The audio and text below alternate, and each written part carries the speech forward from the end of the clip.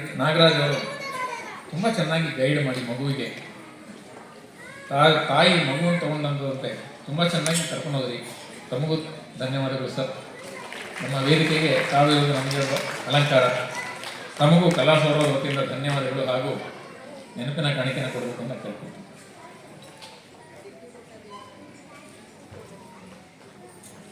Thank you Pandit Nagaraj.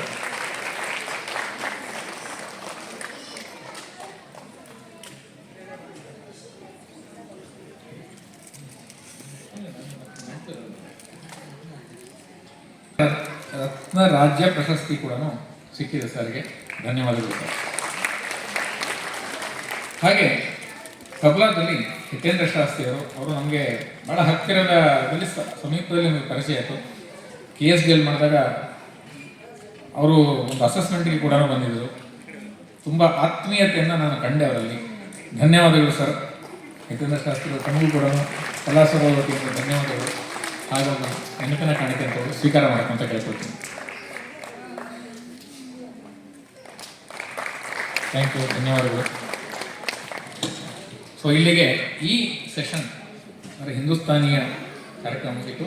ಎಲ್ಲ ಕಲಾವಿದರ ಪುಟಾಣಿಗಳಿಗೂ ಮತ್ತೊಮ್ಮೆ ಧನ್ಯವಾದಗಳು ಹೇಳ್ತಾ ಈ ಕಾರ್ಯಕ್ರಮವನ್ನು ಯಶಸ್ವಿ ಮಾಡಿಕೊಟ್ಟಿದ್ದಾರೆ. ಇನ್ನೊಂದು ಚಪ್ಪಾಳೆಯೊಂದಿಗೆ ಇವರೆಲ್ಲರಿಗೂ ಗೌರವ ಸೂಚಿಸೋಣ. ಮುಂದಿನ ಸೆಷನ್ ಶ್ರೀಮತಿ ಶ್ರುತಿ ಮಯೂರ್ ರಾಗ ಸಂಗಮ ಕಲ್ಚರಲ್ ಅಕಾಡೆಮಿ ನಡೆಸ್ತಿದ್ದಾರೆ. ಬೆಂಗಳೂರಿನ ದಕ್ಷಿಣ ವಲಯದ ಇನ್ಚಾರ್ಜ್ ಅವರು ಕಲಾ ಸೌರಭದಲ್ಲಿ. ಅವರು ಮತ್ತು ಅವರ ಶಿಷ್ಯರನಿಗೆ ಕಾರ್ಯಕ್ರಮ ಇದೆ. ಮೊದಲು ಅವರು ಹಾಡ್ತಾರೆ, ಅದಾದ ನಂತರ ಅವರ ಶಿಷ್ಯರು ಹಾಡ್ತಾರೆ.